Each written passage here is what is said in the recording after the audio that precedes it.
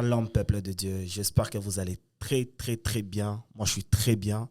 Je suis très content de vous retrouver si nombreux à ces premiers programmes de Zone d'ombre. Zone d'ombre. Aujourd'hui, on a un petit thème qu'on va partager sur vous, sur les zones d'ombre. On va redéfinir la louange et l'adoration.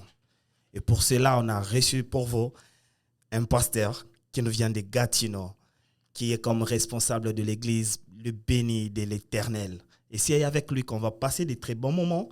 Et j'espère que vous allez capter quelque chose sur ces zones d'ombre, sur ce qui n'est pas capté dans l'adoration et la louange. Et pour vous aujourd'hui, j'ai le pasteur Lofi de l'église bénie de l'Éternel. Bonsoir, papa. Bonsoir. Vous allez très bien? Oui, ça va bien. Et vous allez bien? Oui, ça va très, très, très, très bien. Et que surtout le fait de vous voir. Vraiment. Ah oui, pasteur, aujourd'hui, on aimerait un peu parler sur l'adoration et la louange. Wow. Et j'aimerais qu'on essaie un peu de redéfinir cela. Wow. Parce que ce sont les deux points qui commencent un peu à perdre sa place dans l'église. Tout à fait. Dans les églises, il y a beaucoup plus de requêtes de demander que d'adorer pour ce qu'on a. Et pour commencer, j'aimerais que papa nous parle un peu de l'adoration et de la louange. On va commencer avec l'adoration, papa. C'est quoi une adoration? Wow. Très bonne question. Je bénis le Seigneur pour cette opportunité. Et je pense que par la grâce de Dieu, nous allons essayer de parler sur l'adoration. Mais en même temps, je me dire que tout ce qui vient de Dieu a toujours une portée spirituelle. Oui, c'est vrai. Mais cela aussi peut amener plusieurs personnes à comprendre plusieurs couloirs. Je vais bien m'expliquer. Vous savez, on peut prendre un même verset, apporter 4 ou 5 prédicateurs, nous aurons des révélations différentes. Parce que le Saint-Esprit de Dieu, dans le tout, il ajoute toujours quelque chose. Yeah. Et ce que nous allons expliquer aujourd'hui ne sera pas le tout, mais ça sera quand même quelque chose qui va aider quelqu'un, je crois, qui va beaucoup aider quelqu'un. Alors, moi, je dirais que l'adoration, c'est formidable. Ah ouais. Oui, c'est formidable. Et pour bien définir l'adoration, j'aimerais commencer par dire des choses qui ne ressemblent pas à l'adoration. Okay. Dire ce que n'est pas l'adoration.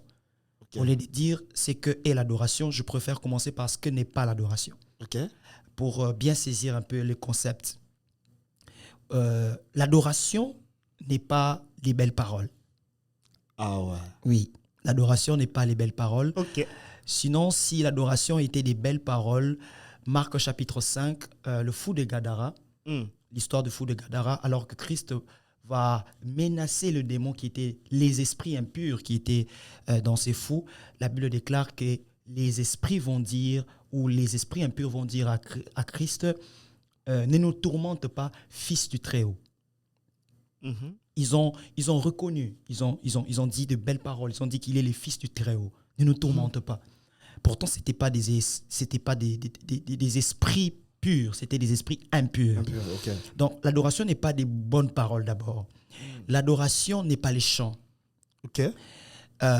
L'adoration n'est pas les chants parce que dans Genèse chapitre 22, la Bible déclare que Dieu va dire à Abraham d'amener Isaac en sacrifice. Okay? Dieu l'amène en sacrifice. Et Abraham, pendant qu'il va aller avec Isaac, il va dire à ses serviteurs, moi et le jeune homme, nous allons adorer. Donc, c'est que Abraham était allé faire, c'était adorer. Mais on n'a jamais parlé de chant. Okay. D'ailleurs, même, on parle de la mort, on parle du sacrifice. L'adoration, ce n'est pas s'y prosterner. Parce que si c'est s'y prosterner, le fou de Gadara, en tout cas, s'est prosterné aussi.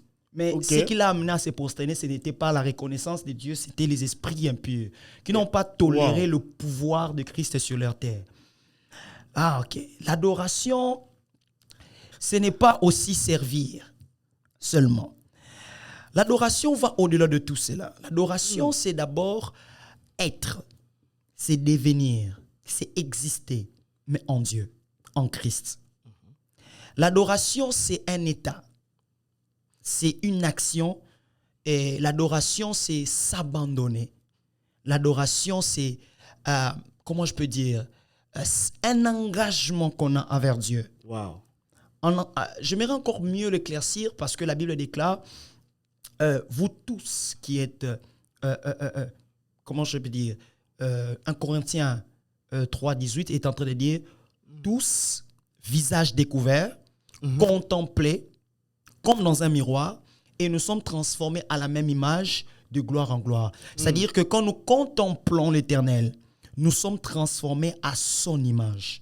Okay. En d'autres termes, l'adoration, c'est contempler Dieu afin d'être transformé à l'image de Dieu qu'on contemple. Et c'est pour ça que j'ai dit que l'adoration, c'est être. C'est-à-dire, quand je contemple, je deviens cette personne. Il n'y a pas d'adoration sans l'être de la personne. Si on résume l'adoration par les chants, il est difficile de dire à un muet qu'il est un adorateur. Parce qu'un muet ne sait pas parler. C'est-à-dire qu'il ne pourra pas chanter. Donc, même un muet peut aussi être un adorateur parce qu'il devient. Donc, il contemple cette gloire et il devient cette personne. Vraiment, l'adoration, c'est vraiment ça. C'est un engagement. On ne peut pas parler de l'adoration sans engagement. Impossible. On ne peut pas parler de ça. Et maintenant, moi, j'aimerais comprendre une chose. Là, vous avez parlé de le fait d'adoration. J'aimerais comprendre une chose. C'est qui un adorateur? Un adorateur, waouh. Un adorateur, c'est seulement, comme je viens de le dire, en expliquant l'adoration, un adorateur, c'est maintenant la personne qui exerce ce qu'on vient de dire. Donc, l'adorateur, c'est celui qui devient. L'adoration, c'est contempler, c'est l'action de contempler, mais l'adorateur, c'est celui qui contemple. L'adorateur, c'est celui qui est soumis. Il n'y a pas d'adoration sans soumission. Oui, il n'y a pas d'adoration sans soumission. Donc, l'adoration, c'est cette soumission-là et cet engagement à Dieu. C'est pour cela, la Bible déclare que Dieu va appeler Abraham pour offrir un Isaac en sacrifice. On comprend que c'était l'adoration parce que Abraham s'est soumis au point même de prendre son fils unique, qui était le fils unique, parce qu'à ce moment, Ismaël n'était plus là. C'était le seul fils qui était resté à la maison. Donc, il prend le fils unique, il va l'offrir parce qu'il était soumis. C'est ça le cœur d'un adorateur. C'est ça un adorateur. Et il y a une autre chose que j'aimerais savoir, c'est que l'adoration, c'est un acte. Et j'aimerais savoir, parce que tout acte a des effets. Et ma question est de savoir, c'est quoi les effets d'adoration? Qu'est-ce qu'un adorateur provoque? Ce qu'un adorateur provoque, il provoque les avoirs. Je vais bien m'expliquer. Nous devons savoir que Dieu a parce qu'il est. Il a le pouvoir parce qu'il est pourvoyeur, parce qu'il est Shaddai. Il est papa, donc il a la capacité. Et quand on vient en Dieu, on devient adorateur, on a cet être-là, on devient cet être-là, puis après, on a la capacité de reproduire les caractères de Christ, de reproduire la vie de Dieu. Donc, les effets de l'adoration, ce qui fait qu'un adorateur est constaté, c'est quand cet adorateur, après avoir reçu la puissance, après avoir reçu la transformation de Dieu, devenir cet homme qui est soumis à Dieu, cet homme a la capacité de produire quelque chose, produire la vie. Voilà. Et j'aimerais maintenant comprendre parce que quand on a parlé de l'adoration, on a parlé de la personne qui adore, on a parlé des effets d'adoration, et cette adoration-là est adressée à Dieu. Mais il y a une question que j'aimerais savoir parce que Dieu a des préférences. Quand on lit dans la parole, on dit qu'il est en train de chercher ce qu'il adore, de vrais adorateurs qu'il adore en esprit et en vérité, c'est ça. Et j'aimerais savoir, c'est quoi l'adoration que Dieu cherche réellement? Ça c'est une très bonne question. C'est quoi l'adoration que Dieu cherche? Que Dieu cherche réellement. Mais j'aimerais le répondre cette question par quelque chose. Je pense que Dieu ne cherche pas la vraie adoration. Je pense que Dieu cherche le vrai adorateur. Pourquoi je dis ça? Parce que quand tu deviens, tu produis. L'adoration devient un résultat de celui qui est adorateur. En fait, il y a adoration quand il y a des adorateurs. Donc, c'est pour cela que Dieu cherche des vrais qui pourront amener une adoration. Je ne sais pas si je me fais comprendre. Ouais. Donc, c'est-à-dire que Dieu a compris que pour vivre l'atmosphère de l'adoration, il faut qu'il y ait des vrais adorateurs. Et j'aime ce que Christ dit. Il dit, les pères cherchent des vrais adorateurs. Pourquoi? Tout simplement parce qu'il voulait nous donner un message. Les vrais adorateurs, l'image parfaite du vrai adorateur, c'est Christ. C'est pour cela que quand Christ est venu, il a dit, le Père agit, moi aussi j'agis. Tel qu'il est, tel que nous sommes. En fait, Christ était venu nous montrer le caractère que nous devons avoir. Parce que le Père, quand il vient chercher, il doit trouver un caractère. Parce que ce qui sélectionne un adorateur, c'est le caractère. C'est les caractères de Christ, c'est les caractères de Dieu. Autrefois, on était païens, on n'avait pas ces caractères. Mais quand on reçoit Jésus, on a ces caractères. On devient loin, Christ d'une manière. C'est pour ça qu'on nous appelle des chrétiens. Chrétien veut dire comme Christ. On devient comme lui. On porte ces caractères-là. C'est pour ça qu'il dit, il cherche des vrais adorateurs. Il cherche ceux qui ont le caractère, ceux qui sont soumis au Père, ceux qui sont engagés à Dieu, ceux qui sont prêts comme Abraham d'abandonner les fils uniques afin d'avoir le cœur du Père. Ceux qui sont prêts à dire, Seigneur, je n'ai que toi. Et il contemple la manifestance du Seigneur et il est transformé même à cette image.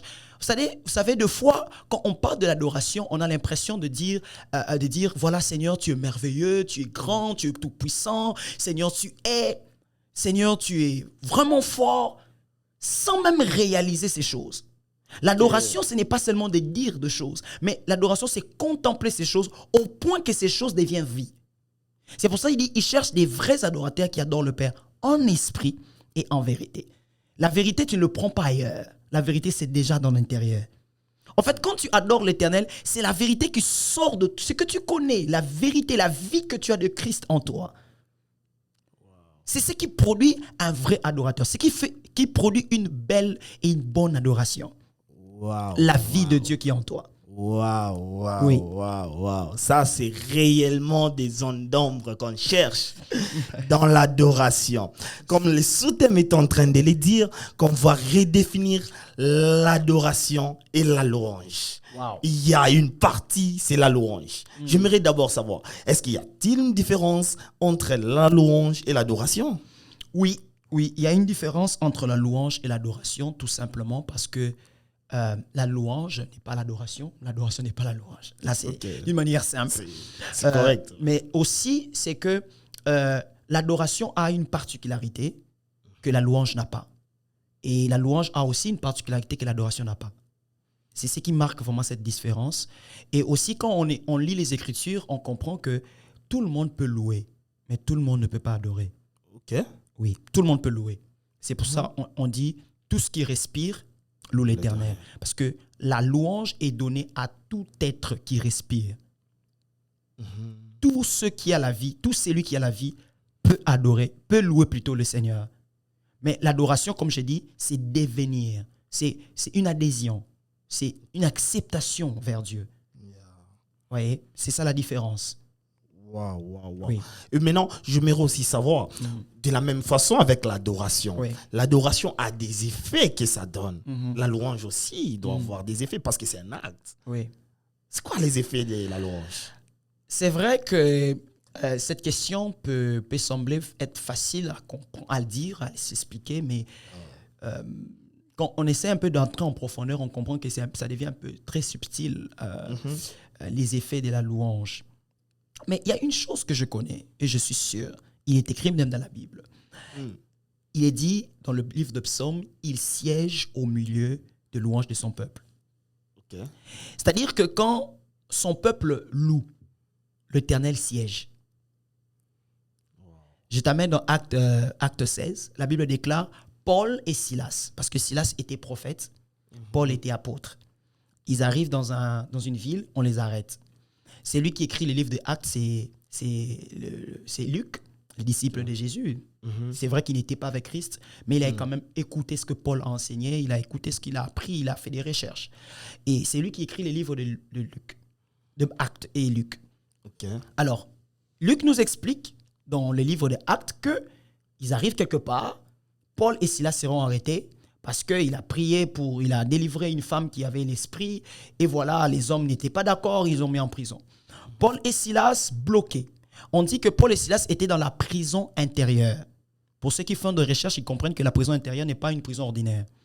Et la Bible déclare, Paul et Silas priaient et chantaient des louanges à l'Éternel, au Seigneur.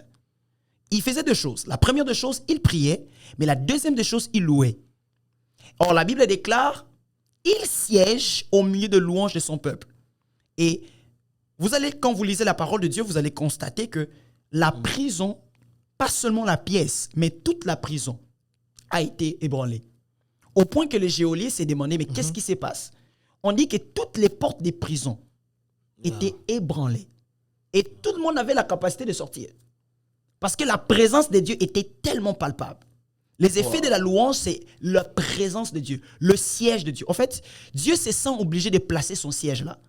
Wow. Dieu se sent obligé de mettre la capitale divine là. My God. Oui, Dieu se sent obligé de mettre son poids. Parce que quand on parle de la gloire, on voit le poids de Dieu. Dieu se sent obligé de mettre son poids, son kabod là. Parce que la Bible déclare, il siège au milieu de louanges de son peuple.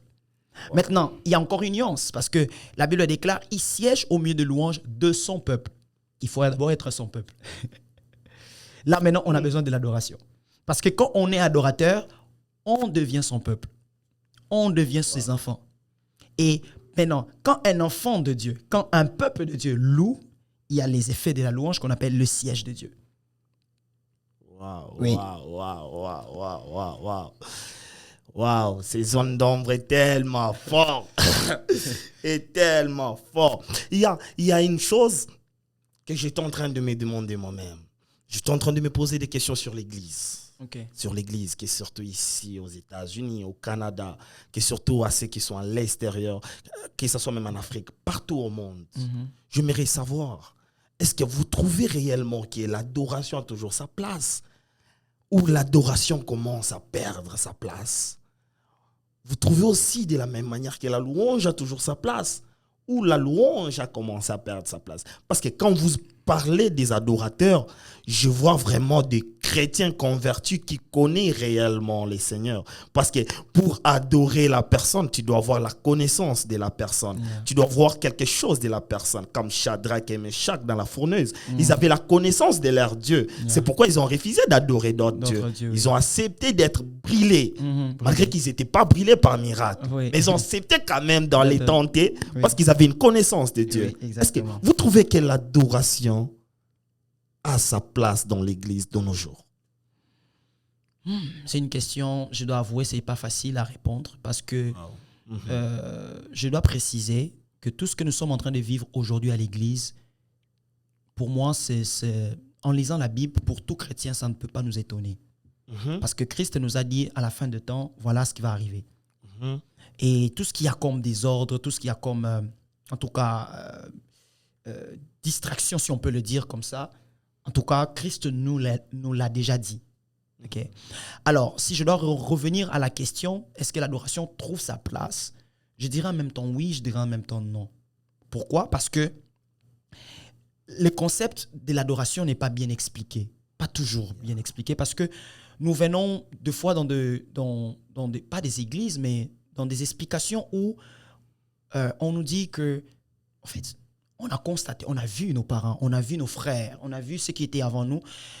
On nous dit, c'est le temps de l'adoration. Quelqu'un ferme ses yeux, se prosterne et commence à parler à Dieu de mots des mots pas simples, des mots un peu extraordinaires. Et on dit que, wow, il adore bien. On l'a fait parce qu'on l'a observé. Yeah. On ne nous a pas trop expliqué sur ça. Deux fois, moi, par exemple, dans le pays où je viens, c'était comme, deux fois, vous priez, on vous dit, c'est le temps de l'adoration. Donc, on met un chant doux. Et c'est un peu mélancolique, et puis on commence à prier, on commence à pleurer, on dit qu'on est proche des dieux. Or, l'adoration, ce n'est pas ça. Parce que le terme adoration, en hébreu, cela veut dire aussi culte. Ok. Culte. Donc, quand on parle de l'adoration, ça veut dire aussi culte en hébreu. Et quand on vient dans le grec, adoration, ça veut dire prosterner. Ok. Yeah.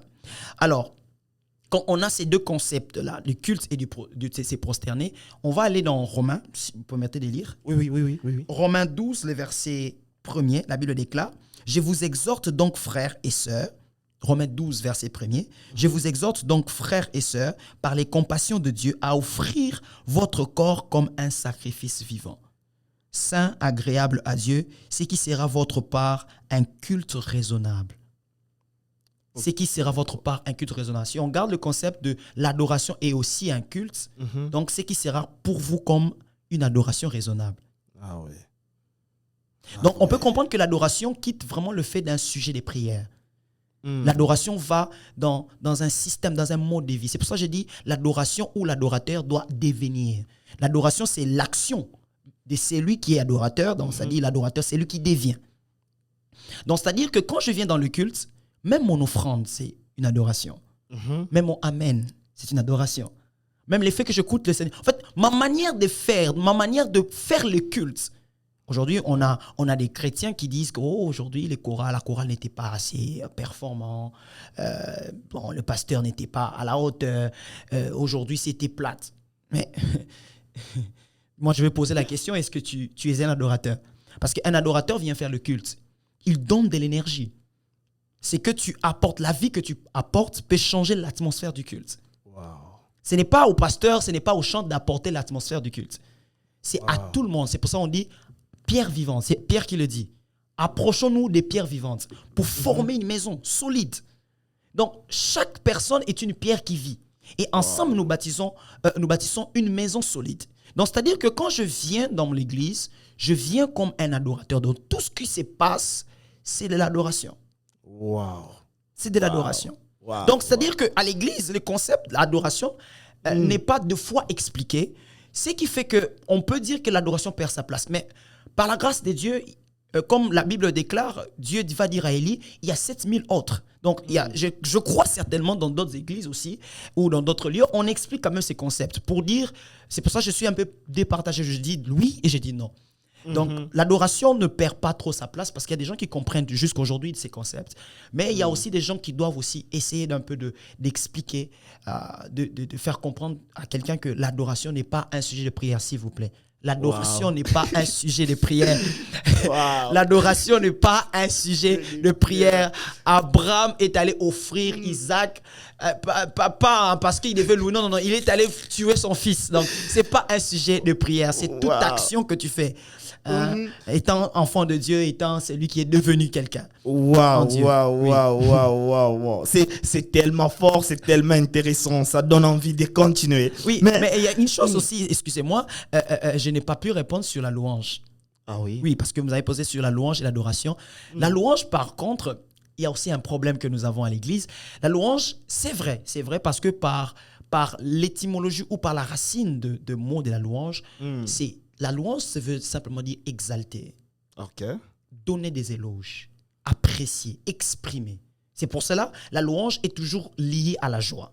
Parce que si on veut donner des éloges, on doit être quand même, on doit quand même être dans la joie. On doit quand même, voilà, on doit exprimer. On doit quand même exprimer. C'est pour cela Paul et Silas étaient en prison dans un lieu difficile, mais ils ont quand même exprimé cette joie. Voyez? Et Dieu a changé vraiment, a apporté la joie qu'ils ont exprimée comme une joie réelle, au point où ils n'étaient plus en prison parce que les portes étaient ébranlées. Mais à cause de cette compréhension de joie, on a comme l'impression que la louange, c'est un chant à un rythme rapide. La louange, c'est un chant à un rythme de festivité. Or, la louange, ce n'est pas seulement un rythme rapide ou des festivités, mais la louange aussi, c'est comprendre, c'est exalter. Donc, je peux exalter le Seigneur tout en étant calme. Je peux exalter le Seigneur tout en... je peux verser même les larmes, mais je n'adore pas, je loue. On exprime ce qu'on J'exprime, voilà. Donc, quand quelqu'un arrive à exprimer, il loue l'Éternel. Waouh, waouh, Merci, waouh, waouh, c'est waouh. C'est tellement fort, ça donne envie de couler, mais encore derrière le temps. Il nous reste 5 minutes. Je m'aimerais à ce que dans ces 5 minutes, que le pasteur puisse rappeler à ces peuples qui nous suivent, qui sont scotchés, qui vont s'abonner à ces comptes, qui vont suivre ces comptes tous les jours qu'il y aura ces genres de vidéos, parce que ces genres de vidéos, on ne les fait pas pour notre gloire, on fait pour la gloire de Dieu. Et si on fait cette vidéo et qu'on n'arrive pas à gagner des âmes, ça sera que pour notre gloire. Oui. Et tout ce qu'on veut, c'est gagner des âmes. Gagner cette personne qui était fatiguée, gagner cette personne qui a tout laissé. Parce que papa, il y a des choses qu'on commence à rencontrer dans nos églises. Il y a beaucoup plus de requêtes, de demandes que de reconnaissance de ce qu'on a. Yeah. On demande plus, mais on ne reconnaît pas le paix qu'on a. On ne reconnaît pas ce que Dieu a fait de nous. Je ne peux pas même dire peu. Je peux dire qu'on a beaucoup qu'on ignore. Oui. Mais on est concentré sur ce qu'on n'a pas. Oui. C'est pourquoi on est beaucoup plus dans la demande que dans l'adoration. C'est pourquoi les zones d'ombre viennent vous éclaircir. C'est que vous manquez dans l'adoration. C'est que vous manquez dans la louange. Et papa va lancer un message à ces peuples qui nous regardent. À la personne qui a perdu la foi. Okay. À la personne qui a perdu confiance en Dieu. Okay. À cette personne qui s'est détournée. Et à cette personne qui doute encore de venir vers Dieu. Okay. Vous avez 2 minutes. Annoncez. Waouh, 2 minutes. Je vais faire l'essentiel. À toi qui as perdu la foi, je sais que nous, par exemple, au Canada, ce n'est pas un pays facile. C'est vrai que j'entends les gens dire que c'est un pays où coule le miel. Il y a beaucoup plus d'opportunités, c'est vrai, je peux pas nier cela. Mais en même temps, c'est un pays où la dépression règne. Oui. C'est un pays où la maladie règne. C'est un pays où les gens sont beaucoup plus au travail, sont moins en famille, sont moins avec les proches. On est beaucoup plus au travail, on est beaucoup plus derrière l'argent. On court vraiment beaucoup plus derrière l'argent et on est saturé. Et ce n'est pas facile.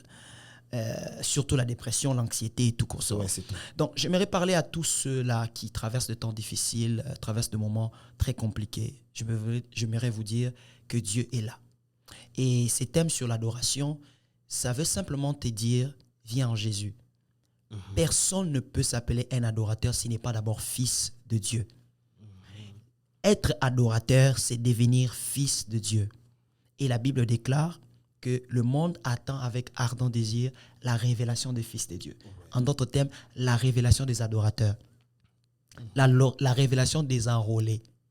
Quand on dit que quelqu'un c'est un adorateur du diable, c'est-à-dire qu'il est enrôlé dans le monde des ténèbres. Wow. Donc, il faut que tu sois enrôlé d'abord pour vivre les effets de l'adoration, pour vivre la grandeur de l'adoration. Vous savez, l'une des choses que Dieu fait dans la vie de quelqu'un, c'est de faire au-delà d'être une bénédiction, mais d'être aussi une source de bénédiction. C'est pour ça qu'il dit à Abraham, tu seras une source de bénédiction. Mm-hmm. Alors, si tu veux devenir une source de bénédiction, tu veux vivre une vie épanouie, tu veux vivre une vie de sûreté, tu veux vivre une vie de confiance, tu veux vivre une vie où tu sens qu'il y a quelqu'un, il y a quelque part, il y a un Dieu qui t'accompagne. Alors, je te donne cette opportunité de venir auprès de Jésus, de dire à Dieu, Seigneur, me voici, je te promets. C'est Dieu a la capacité d'enlever quelqu'un de la honte et de l'amener dans la gloire. Amen. J'ai vu des gens être dans la dépression et ces gens sortir. Eux-mêmes se disent, comment je suis arrivé là? Comment je peux sortir de cette situation? C'est la main de l'Éternel. Wow. Vous savez, il y a une chose, homme de Dieu. Je suis dans 1 Samuel 10. La Bible déclare que Samuel est allé chercher les ânesses plutôt, et quand il rencontre le prophète Samuel, on répand l'huile sur sa tête. Saül, avant l'huile, il était juste Saül, le fils de Kis. Mais Saül, après l'huile, il est devenu le premier roi d'Israël. Quand la main de l'Éternel est sur toi, quand l'huile de Dieu est sur toi, tu deviens une autre personne. Wow. Et si tu veux devenir une autre personne, voici la voie. Donne ton cœur, ta vie à Jésus. Il a la capacité d'échanger toute l'histoire de ta vie et te donner une autre force. Et tu te poses des questions, tu te dis, comment je peux faire? Oui, c'est possible avec Jésus. C'est très possible.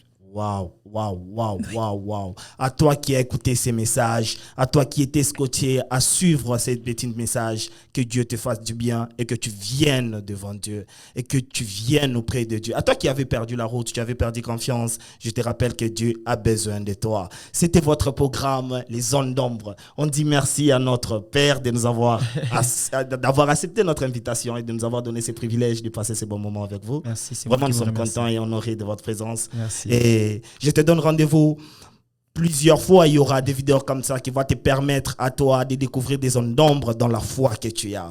Et partage la vidéo. Invite les gens à nous suivre. Le lien, c'est juste Emaza TV. Il y aura des liens, il y aura du partage dans tous les réseaux sociaux. Vraiment, on était content de vous partager ces petits bons moments. Merci beaucoup et Merci. shalom chez vous. Shalom.